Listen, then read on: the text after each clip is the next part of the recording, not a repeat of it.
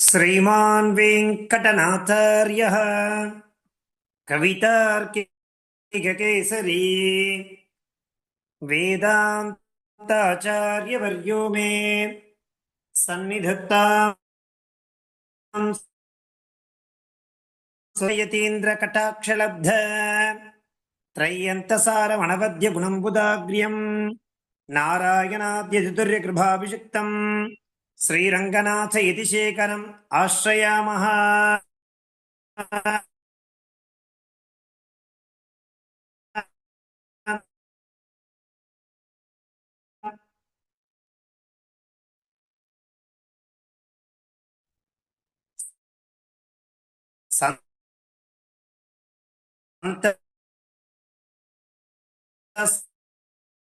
ஸ்லோகம் number 27, 28, 29 and 30.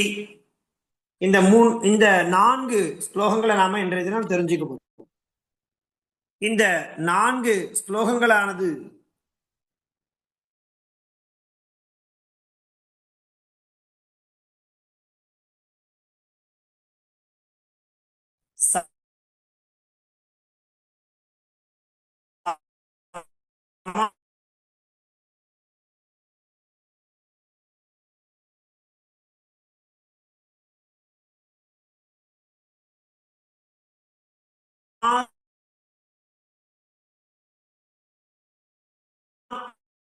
இரண்டாவது பദ്ധதியானது முடிய போறது. ஸ்லோகம் என்ன அப்படின்னாக்கா, எஸ் சப்தபர்ய வியவதான தூங்காம் சேஷத்வ காஷ்டாம் அபஜன் முராரேஹே தஸ்யாபி நாமோத்வஹனாத் த்வயாசௌ லഘூகிருதோ பூத் சடகோபசூரிஹி அப்படிங்கிற ஸ்லோகத்தை பார்த்தோம். அதனுடைய பாவார்த்தம் என்னவாக இருந்ததுனாக்கா, ஏ பாதுகாதேவி, நம்மாழ்வார் பெருமாளுடைய பக்தர்கள் வரிசையில நான் 8ஆவதாக இருக்கிறேன் அப்படிங்கிறதாக சாதித்தார். அந்த விஷயத்துல அவரை ஜெயிப்பதற்காகவே நீ என்ன பண்ண அப்படின்னாக்கா, அவர் பெயரை நீ வகித்து கொண்டு 9ஆவதாய் ஆகிவிட்டாய். அதுல இருந்து என்ன தெரியுதுனாக்கா, ஒருவர் பெயரை ஒருவர் வைத்துக் கொள்வது அப்படிங்கிறது இல்லையா, அவருக்கு தாசன் என்பதை காண்பிக்கும் என்பது சாஸ்திரத்தை சொல்லி இருக்கக்கூடிய விஷயம் அப்படிங்கிறதாக அந்த தொடர் வரிசையில் 26வது ஸ்லோகம் சமாக்கியாபத்தினுடைய 6வது ஸ்லோகமாக இருக்கக்கூடிய அந்த ஸ்லோகம் மூலமா நாம தெரிஞ்சிட்டோம். அதை தொடர்ந்து இன்றைய தினம் நாம தொடர் வரிசையில 27வது ஸ்லோகம், அந்த ஸ்லோகம் என்ன, அதனுடைய அர்த்தம் என்ன அப்படிங்கிறத நாம பார்க்கலாம். பாருங்க, ஸ்லோகம் நம்பர் தொடர் வரிசையில 27. ஷய்யாத்மனா மதுரிபோரசி சேஷபூதா பாதாஸ்ரயேன ச புனர் துகுணீகிருதம் தத் பூயோபி பாகவத சேஷதயா ததேவ வியக்தும் பதாவனி ஷடாரி பதம் விபர்ஷி. ஷய்யாத்மனா மதுரிபோரசி சேஷபூதா பாதாஸ்ரயேன ச புனர் குணீகிருதம் தத் பூயோபி பாகவத சேஷதயா ததேவ வியக்தும் பதாவனி ஷடாரி பதம் விபர்ஷி அப்படிங்கிறது ஸ்லோகம். இந்த ஸ்லோகத்தினுடைய அர்த்தம் என்ன அப்படின்னு பார்த்தீங்கன்னாக்கா, அதாவது ஏ பாதுகாதேவி, நீ பெருமாளுக்கு படுக்கையா இருந்து தாசனானாய் முதல்ல. அதன் பிறகு இன்னும் தனிச்சு காரியம் பண்ணணும், கைங்கரியம் பண்ணணும் அப்படிங்கிறதாக உத்தேசித்து பாதுகா அப்படிங்கிறதாகவும் நீ ஆனாய். இப்போ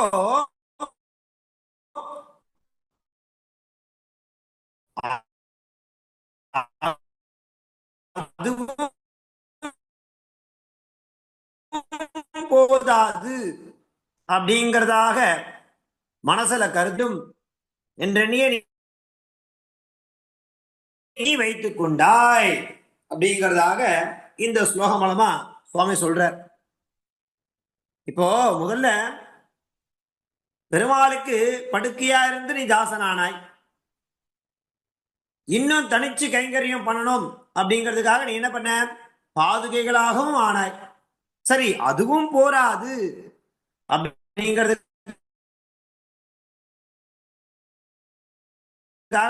என்ன பண்ண,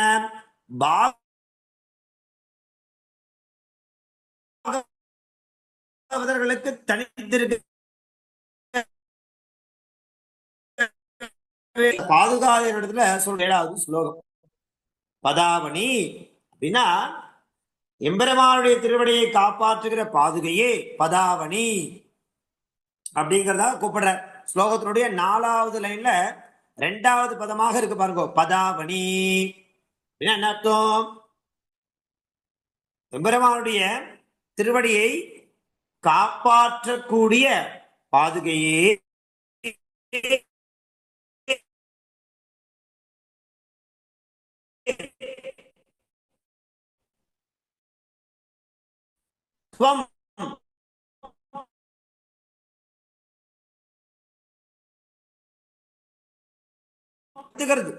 இல்லையா? படுக்கையா இருப்பதனால மதுரிபோஹோ, யாரு ரிப்புனா எதிரி, எனிமி. யாரு? மதுரிப்பு. மது என்கிற அசுரனுக்கு, சத்ருவான பெருமாளுக்கு சேஷபூதா, நீ தாசியாக வேலைக்காரியாக அசி ஆகிறாய். தத்து திருவடியை அடைந்ததுனால, எம்பெருமானுடைய திருவடியை அடைந்ததுனால த்விகுணீகிருதம், 2 விதமான குணங்கள் இல்லையா, இரட்டிக்கப்பட்டது. எது?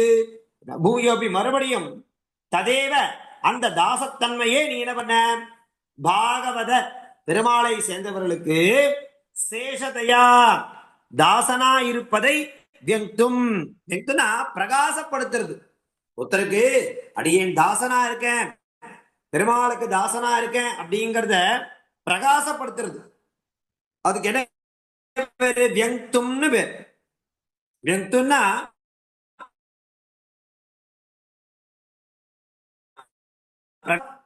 அதாவது ஷடா என்ற திருநாமத்தை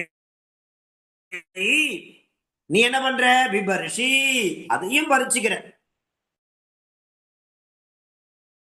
நம்மாழ்வாருக்கு உண்டான அந்த பேரையும் நீ என்ன பண்ற, அடியேனும் தாசனா இருப்ப எம்பெருமானுக்கு அப்படிங்கிறத தனித்து சொல்லும் விதமாக, ஏ பாதுகாதேவி, அந்த பெயரையும் நீ பறித்துக் கொள்கிறாயே இல்லையா, பறிக்கிறாய்.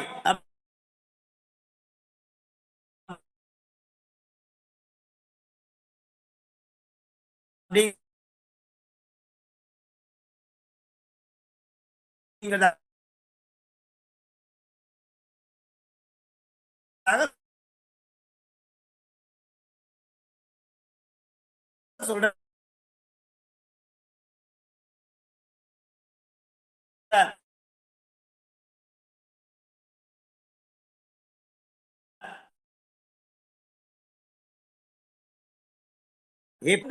இப்ப அதுவும் போதாது அப்படிங்கிறதுக்காக பாகவதர்களுக்கு தெரிந்திருக்க வேண்டும் அப்படிங்கறத எண்ணியே நீ என்ன பண்ண, ஆழ்வாருடைய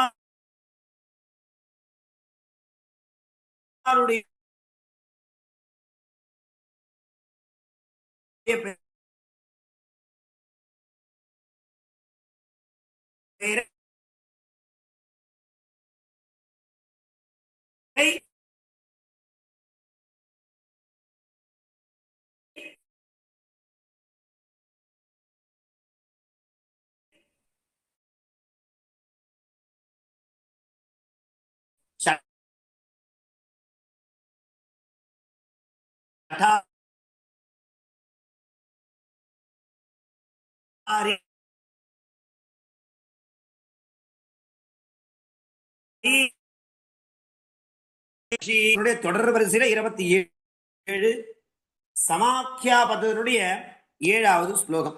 அதை தொடர்ந்து நம்ம பார்க்க போறது அதற்கு அடுத்தபடியாக ஸ்லோகமா இருக்கக்கூடிய 28வது ஸ்லோகம். என்ன ஸ்லோகம் அப்படிங்கிறத பார்க்கலாம். பாருங்க. பத்யேன தேவி ஷடகோப முனிஸ்தவாசீத் தஸ்யாபி நாம வகனான் மணிபாதுகே த்வம் சேஷி பபூவ யுவயோரபி சேஷசாயி சேஷம் त्वशेषमपि शेषपदे स्थितं वः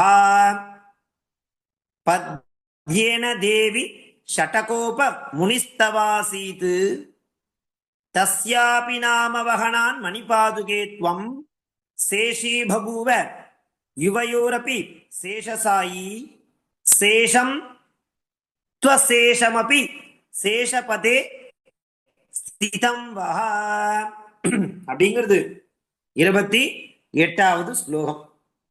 இதனுடைய பாவார்த்தம் என்ன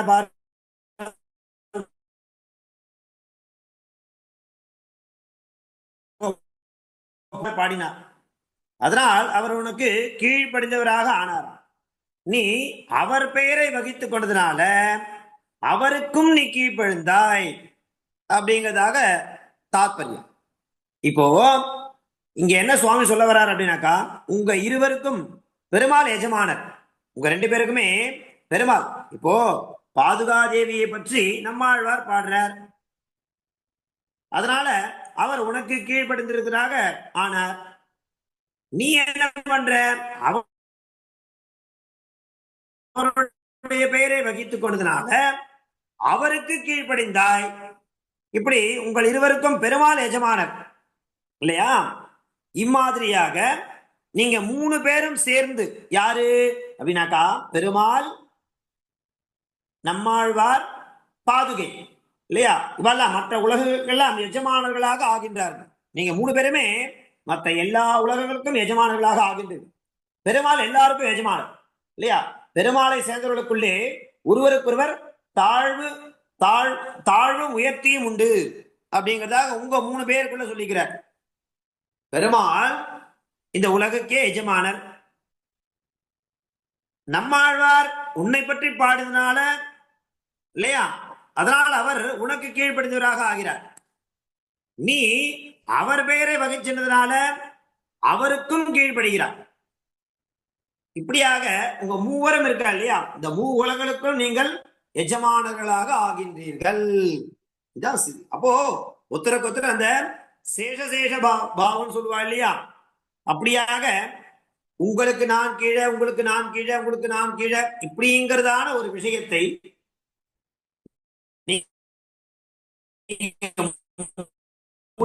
பேர் பண்ணாலும் நீங்க 3 பேருமே இந்த மற்ற எல்லா உலகங்களுக்கு எல்லாமே எஜமானர்களாக ஆகின்றீர்கள் அப்படிங்கிறதாக இங்க காண்பிச்சு கொடுக்கிறார்.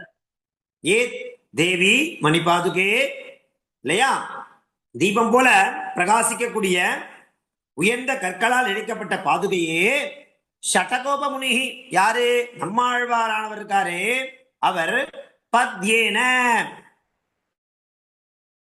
உன்னை பற்றி பாசுரம் பண்ணினபடினால, தவ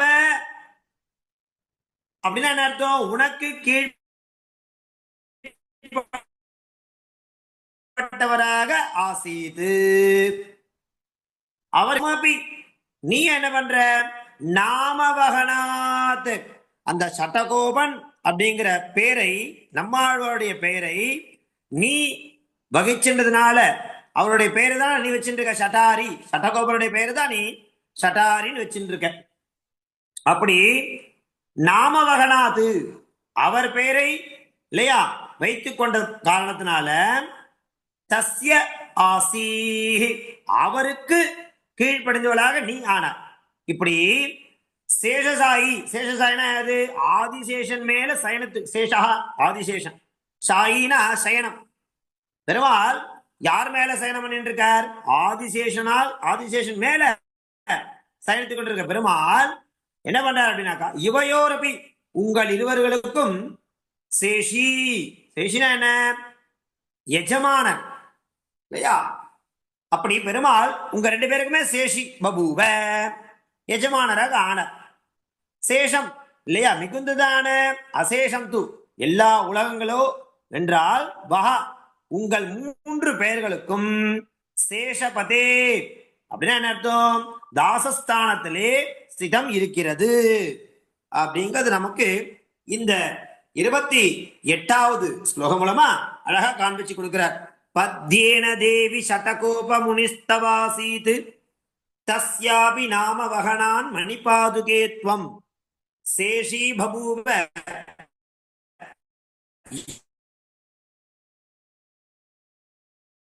இவையோரபி.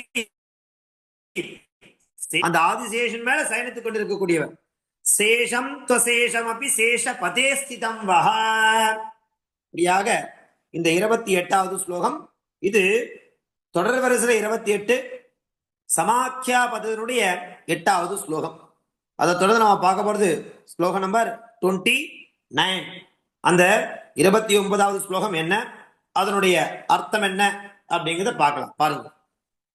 விந்தியஸ்தம்பாது அவிகதகதேஹே விஸ்வகாசாந்த சிந்தோஹோ கும்பீசூனோஹோ அசுரகபல கிராசின ஸ்வைரபாஷா நித்யஞ்சாதா ஷடரிபுதனோஹோ நிஷ்பதந்தி முகாத்தே பிராச்சீனானாம் ஸ்ருதி பரிஷதாம் பாதுகே பூர்வகன்யா. விந்தியஸ்தம்பாத் அவிகதகதேஹே விஸ்வகாசாந்த சிந்தோஹோ கும்பீசூனோஹோ அசுரகபல கிராசின ஸ்வைரபாஷா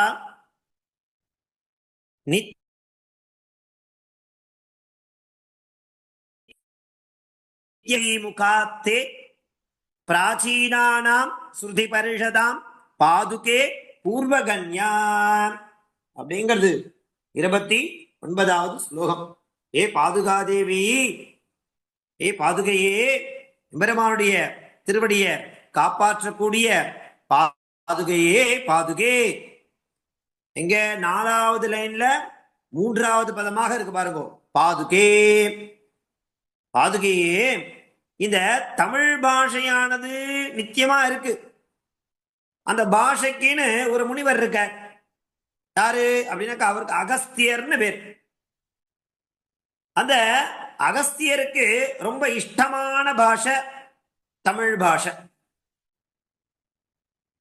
அப்படி இருந்தும் அந்த பாஷைக்கு ஒரு பெரிய விசேஷ கௌரவம் இல்லாமல் இருந்தது.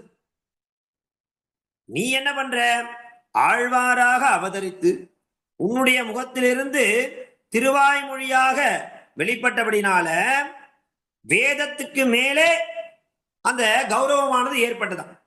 அப்படி அந்த அகஸ்தியர் என்பவர் யாருனாக்கா விந்திய பர்வதம் அப்படிங்கிற ஒரு பர்வதம் இருக்கு, அந்த மலையை அடக்கியவர் அவர். அது மாத்திரமல்ல, சமுத்திரத்தையே ஆச்சமனம் செய்தவர் அவர். வாதாபி என்ற அசுரனை புஜித்து ஜரிக்க பண்ணினவர் அவர். இன்னும் அநேக ஆச்சரியமான காரியத்தை அவர் பண்ணார். இருந்தாலும் அந்த நித்தியமான மொழியா இருக்கக்கூடிய பாஷையா இருக்கக்கூடிய தமிழ் மொழி இருக்கு. அந்த மொழிக்கென்று ஒரு மகரிஷி, அவருக்கு ரொம்ப இஷ்டமானது தமிழ் மொழி. அப்படி இருந்தும் அந்த பாஷைக்கு விசேஷ கௌரவம் இல்லாமலே இருந்தது. அப்படி ஒரு நிலைய ஏ பாதுகாதேவி நீ என்ன பண்ண தெரியுமா, ஆழ்வாராக அவதரித்து உன்னுடைய முகத்திலிருந்து திருவாய்மொழியாக வெளிப்பட்டபடியினால அந்த திருவாய்மொழி அப்படிங்கிறது வேதத்துக்கு மேலே கௌரவம் ஏற்பட்டது. இப்படியாக அந்த பாஷைக்கு ஒரு மேன்மையானது ஏற்பட்டது. அப்படி அந்த பாஷைக்கே மேன்மையை கொடுத்தவள் நீதாமா இல்லையா, அப்பேற்பட்டவள் நீ அப்படிங்கறத இங்க காண்பிச்சு கொடுக்கிறார் இல்லையா. பாதுகே, பாதுகாதேவி, நித்யஞ்சாதா எப்பொழுதும் இருக்கக்கூடிய, விந்தியஸ்தம்பாது என்ன அர்த்தம், விந்திய மலையே அடக்கி வைத்ததால, அவிகத கதேஹே, அவிகத கதேஹே அதாவது தடுக்கப்படாத சஞ்சாரத்தை உடையவராவர். அவருடைய சஞ்சாரத்தை யாராலையும் தடுக்கவே முடியாது. அப்பேற்பட்ட விஸ்வக்கு 4 பக்கத்திலும் என்ன பண்ணார் அவரு, ஆச்சாந்த ஆச்சமனம் பண்ணப்பட்ட சிந்தோஹோ இல்லையா, சமுத்திரத்தையே ஆச்சமனமா பண்ணிட்டாராம். அப்படி சிந்தோஹோ சமுத்திரத்தை உடையவருமான, மேலும் என்ன குணம் இருக்கு, அசுர இந்த வாதாபி என்ற அசுரனாகிற கபல அவனையே ஆகாரமாக கிராசினா புஜித்தவருமான, கும்பீசூனோஹோ, கும்பீசூனா யாருக்கு பேரு, அகஸ்தியருக்கு பேரு. அப்படி கும்பீசூனோஹோ அகஸ்தியருடைய ஸ்வைரபாஷா. ஸ்வைரபாஷா அவருக்கு இஷ்டமான பாஷை எது? தமிழ். அப்படி இஷ்டமான தமிழ் பாஷையானது ஷடரிபுதனோஹோ நம்மாழ்வாராக அவதரித்திருக்கிற தே உன்னுடைய முகாத்து வாக்கிலிருந்து நிஷ்பதந்தி வெளிப்பட்டு கொண்டு வந்தது இல்லையா, அது பிராச்சீனானாம் அனாதியா இருக்கக்கூடிய ஸ்ருதி வேதங்களுடைய பரிஷதாம் கூட்டங்களுக்கு பூர்வகன்யா முன்பு என்ன தகுந்ததாக ஆசீத்து. ஒருவேளை இது வேதத்துக்கு முன்னாடியே இது இருக்குமோ அப்படிங்கிற மாதிரிலாம் ஒரு வியப்பை, ஒரு மேன்மையை அந்த ஸ்வைரபாஷான்னு சொல்லக்கூடிய தமிழுக்கு ஏற்பட்டதுன்னா அதுக்கு யார் காரணம்? நீதான் காரணம் இல்லையா? விந்தியஸ்தம்பாது அவிகதகதேஹே விஸ்வகாச்சாந்த சிந்தோஹோ கும்பீசூனோஹோ அசுரகபல கிராசின ஸ்வைரபாஷா நித்யஞ்சாதா ஷடரிபுதனோஹோ நிஷ்பதந்தி முகாத்தே பிராச்சீனானாம் ஸ்ருதி பரிஷதாம் பாதுகே பூர்வகன்யான் அப்படிங்கிறது தொடர் வரிசையில 29வது ஸ்லோகமாக இப்ப நாம பார்த்துட்டு இருக்கோம். அடுத்தது தொடர் வரிசையில 30வது ஸ்லோகம் சமாக்கியா பத்ததினுடைய இறுதி ஸ்லோகம், கடைசி ஸ்லோகம். இதோட இந்த சமாக்கியா பத்ததி துதியான்னு சொல்லக்கூடிய இரண்டாவதான சமாக்கியா பத்ததி பூர்த்தியானது. என்ன ஸ்லோகம் அது? ஷடகோப இதி சமாக்கியா தவரங்க துரீன பாதுகே யுக்தா சூதே சகஸ்ரமேவம் சூக்திஹி ஸ்வயமேவ என்மயா பவதி. ஷடகோப இதி சமாக்கியா தவரங்க துரீன பாதுகே யுக்தா சூதே சகஸ்ரமேவம் சூக்திஹி ஸ்வயமேவ என்மயா பவதி அப்படிங்கிறது தொடர் வரிசையில 30வது ஸ்லோகம். இதனுடைய அர்த்தம் என்ன அப்படின்னாக்கா, ஏ பாதுகையே, இந்த நம்மாழ்வார் பெருமாளை பற்றி 1000 பாசுரம் பாடியிருக்கார். இப்ப நீ என்ன பண்ண போற அப்படின்னாக்கா, என் மூலமா 1000 ஸ்லோகங்களை பண்ண போற. ஆகையினால அந்த பெயர் உனக்கு தகும். ஏன்னா பாதுகாருடைய பெயரும் ஷடாரி, நம்மாழ்வாருடைய பெயரும் ஷடகோபன். இத எப்படி அவர் பொருத்தி பார்க்கிறார் பாருங்கோ. நம்மாழ்வார் என்ன பண்ணார்? பெருமாளை பத்தி 1000 பாசுரம் பாடினார். இப்போ அதையே நினைவூட்டும் விதமாக, நம்மாழ்வார் தான் தான் அப்படிங்கிறத சொல்லும் விதமாக நீ என்ன பண்ற? என் மூலமா இந்த பாதுகா சகஸ்ரம் அப்படிங்கிற கிரந்தத்தின் மூலமா 1008 ஸ்லோகத்தை நீ வச்சு முதல்ல கேட்டா இல்லையா, எப்படி நீ 1008 தான் எழுத போற, அதற்கு மேல எழுத முடியாதான்னா அப்பவே என்ன சொன்னார்? 1,00,000 கூட எழுத முடியும். ஆனா இப்ப இங்க பாருங்க, இதனுடைய நோக்கம் என்ன? 1000 எழுதுறதுக்குனாக்கா, நம்மாழ்வார் 1000 பாசுரம் பாடியிருக்கார், அதே மாதிரி என்னை பத்தி நீ 1000 பாசுரம் பாடுன்னு நீ எனக்கு என் மூலமா நீ தான் பண்ண போற. அதனால இப்போ உனக்கு அந்த பெயர் அப்படிங்கிறது தகுமான தகும். இந்த பெயர் வருவதற்கு தான் நீ என்ன பண்ண? 1,00,000 ஸ்லோகம் பண்ணும்படி நியமிக்கல. நீ என்ன பண்ணிட்ட? 1000 ஸ்லோகம் தான் பண்ணணும் அப்படிங்கிறதாக நீ நியமிச்சுட்ட என்ன அடியன. இது என்ன காரணம்? ஏன் 1000 ஸ்லோகத்துல நீ வந்து நிறுத்துற அப்படின்னு பார்த்தா, நம்மாழ்வார் 1000 பாசுரம் பாடியிருக்க உன்னை, அதாவது பெருமாளை பத்தி. இப்போ நீ என்ன பண்ண போற? என் மூலமா 1000 பாடல்களை பண்ணிக்க போற. அப்படி அந்த பெயர் உனக்கு தகும். எந்த பெயர்?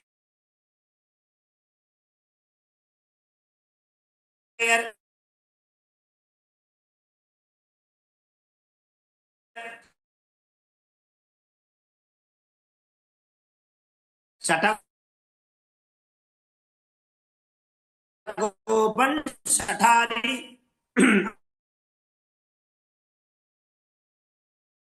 அப்படி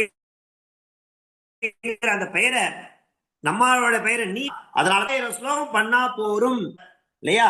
ஏ ரங்கதுரீன பாதுகையே, ரங்கநாதனுடைய பாதுகையே, தவ உனக்கு ஷடகோப இதி, ஷடகோபன் என்ற சமாக்கியா பெயரானது யுக்தா, யுக்தானா தகுதியானது, தகுந்தது.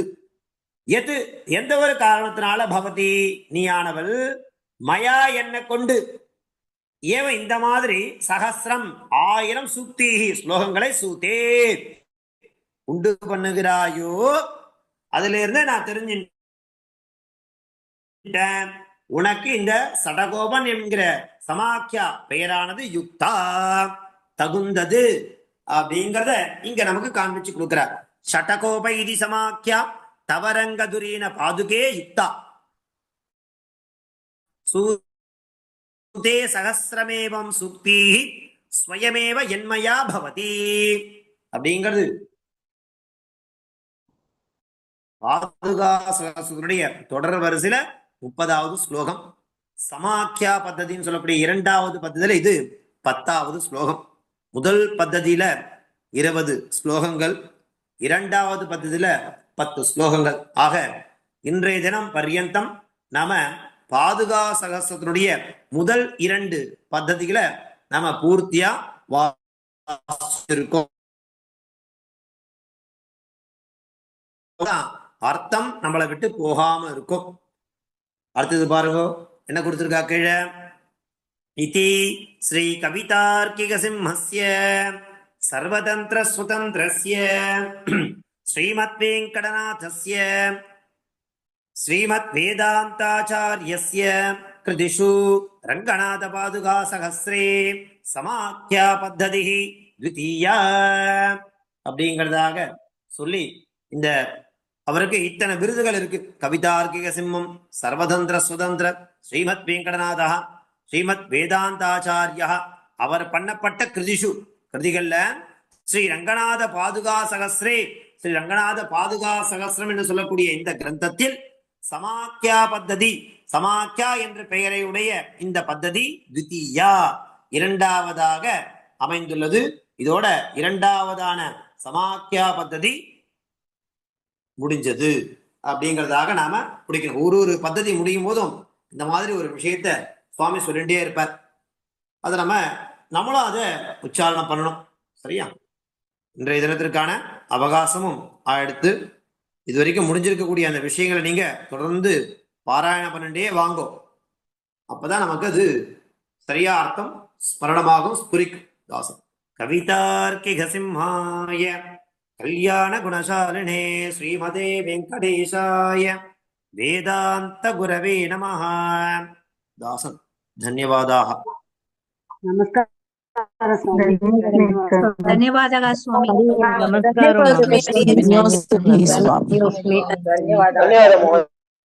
ಶುಭರಾತ್ರಿ. ಧನ್ಯಾಸ್ಮಿ ಸ್ವಾಮಿ. ಧನ್ಯಾಸ್ಮಿ ಸ್ವಾಮಿ. ಧನ್ಯಾಸ್ಮಿ ಸ್ವಾಮಿ ನಾಡಿಯೇನ್. ಧನ್ಯಾಸ್ಮಿ. எல்லாருக்கும் தன்யவாதங்கள் தாசன். தன்யவாதாக.